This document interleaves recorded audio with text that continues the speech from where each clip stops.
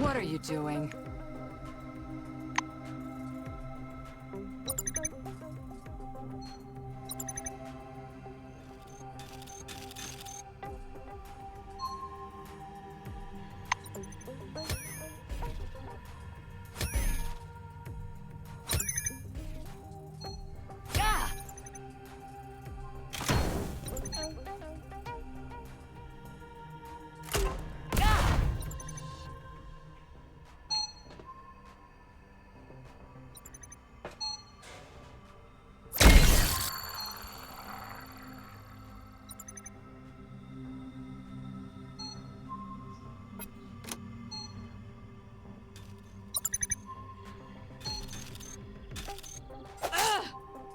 Someone from the outside did it. Some outsider. Hey, come on. Stop it.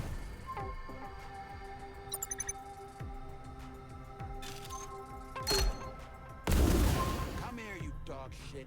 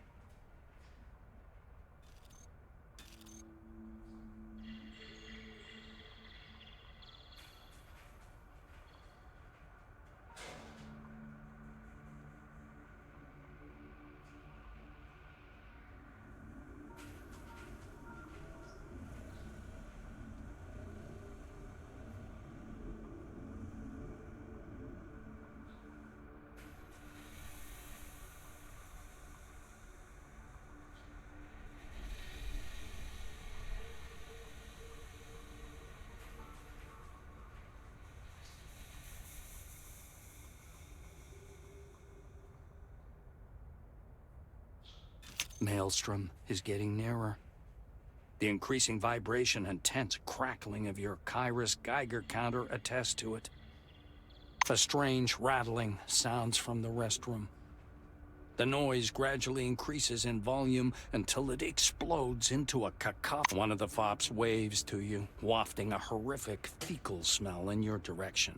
We came to make sure you don't get gobbled up by Maelstrom.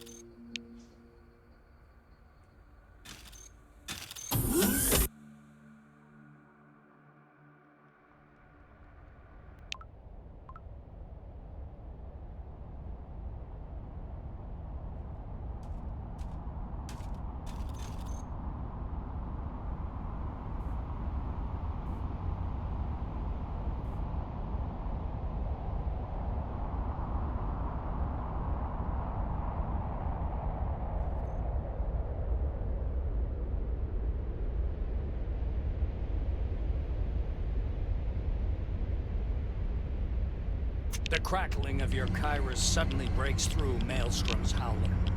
Pulsating purple waves ripple and you throw a bolt at the anomaly. It hops about in the air for a few seconds as if bouncing on an invisible trampoline, and then flattens as if crushed by a multi-ton press, and finally snaps in it. Green rays flicker across the surface of the anomaly, outlining its spheroidal shape. Data scrolls up on your scanner display.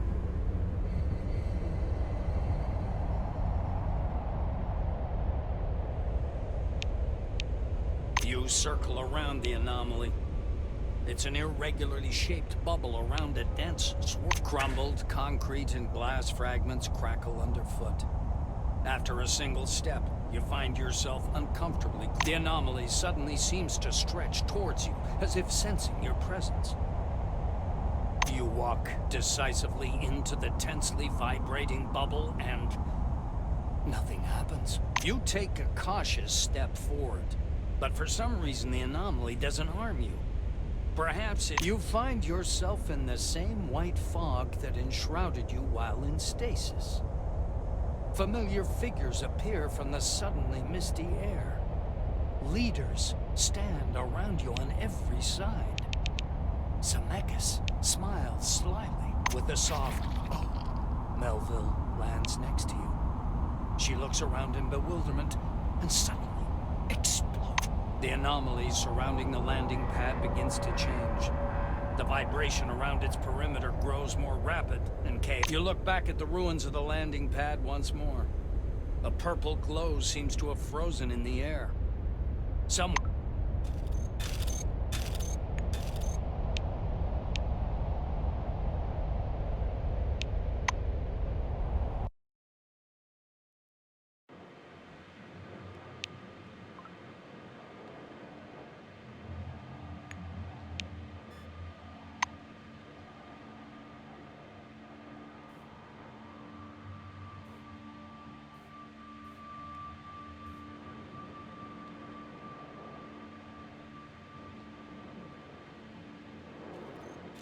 The maelstrom, now weak and shrunk, is slowly spinning amidst the thick fog. It is restrained by the emulator's core broadcasting via the maelstrom beacons. Listening carefully, you hear the familiar sound ingrained in your memory. Soft, rhythmic beats like heartbeats. Your mind opens toward the white nothingness as if hanging in midair. And something living inside the maelstrom, invisible but perceptible, freezes in front of you. You order the maelstrom to stop and cease functioning. It obeys reluctantly, its spinning growing ever slower, its signal fading. The plot line on your Kairos shows the world before your eyes is turning.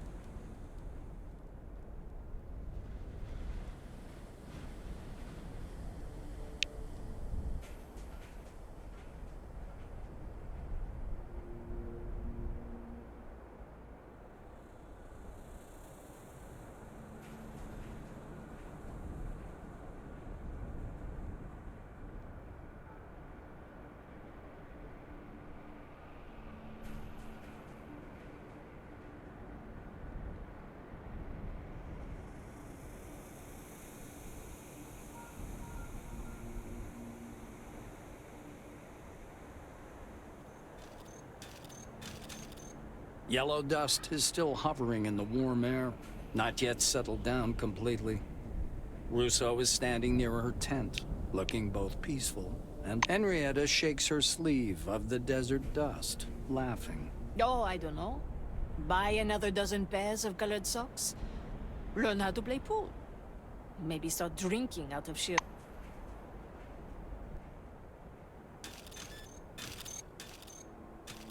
Katarzyna notices you from afar and waves her hand. Dressed in a... You did it, right? I never doubted it for a sec... Well, that is, I doubted it, of course, but I knew you had a chance. I was waiting for your return. The question clearly baffles Katarzyna. Next? There is confusion. I really have nowhere to go, but I'll think of something. Maybe I'll get hired as a housekeeper, or get a job in some cafe. The girl shakes her head. I would probably go, but there are way too many people with you. No offense, but I do not want to sleep in a cramped tent amid a heap of some sweaty bodies. Katya shrugs. In any case, I'll be somewhere at Magellan. Actually, After hugging...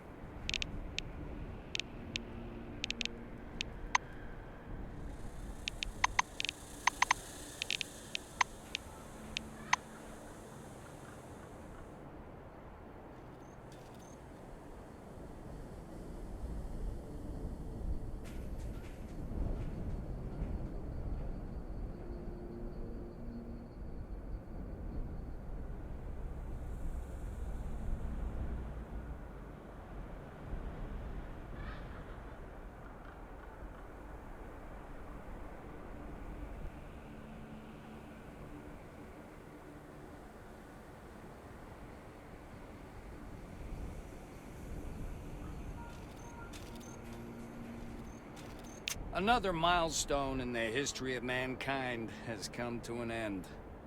Maelstrom, that you have awakened in the excavation zone. Of course, Maelstrom was neither good nor evil. It probably turned out to be just a tool that humanity simply was not mature enough to wield. Perhaps it was a communication interface that tried to unite. One thing is indisputable. Maelstrom, lost in its own creation, gave rise to your incredible mind. And once in your hands, it gave you the opportunity to change the fate. Whatever this gift of the forefathers really was, mankind was not ready for it. Dismissing it was the most rational decision. You strolled farther and farther away from the camp.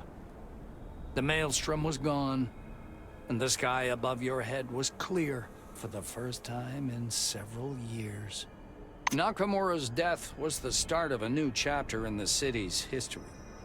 Those who succeeded Kimiko realized how badly the city needed democracy, and immediately moved to soften the committee's many regulations. The rules of staying in the death of Kurt Spengler put an end to the political life of Junktown, and later to its history. The settlement was swept by a wave of crime, and after a few months, the administration of the new committee annexed it, making it part of the city. With the weakening of the new committee, Magellan weakened too. The regime remained the same, only the people became poorer and more miserable. Elections took place in Carmine Heights. The Reisners kept their position. The internal conflicts in the community were still there, and its development was too slow. Eventually, Carmine Heights degraded and grew poor. Neither scientific developments nor the relatively stable food. Zemeckis' embarrassment from losing the elections in Carmine Heights didn't last long. Hieronymus channeled all his passion toward transforming the Phalanx, trying to turn it from a private mercenary. You didn't cooperate with him.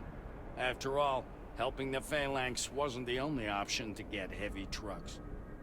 The pocket country created by Hieronymus decayed gradually, becoming totally unpopulated after a couple of decades. Zemeckis himself died in 1999. Your actions concerning the church were somewhat contradictory, and so played no significant role in its fate. The organization existed for many years, reaching its full potential in 1993, a couple of years before the abbot's death. As for the picnic neutral zone, it degraded slowly for many years. Your help proved to be not enough to provide its autonomy. Victoria was furious when she realized control over Maelstrom had slipped from her grasp. Led by their queen, the Fops army roamed the dome for many years. The gang's life ended some 30 years later at the Phalanx Fortress, when the last surviving Fops clashed with the elderly Phalanx men.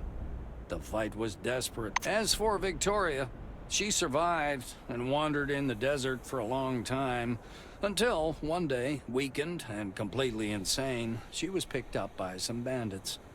They sold the former queen to a brothel, where it took time to achieve a fragile balance under the dome.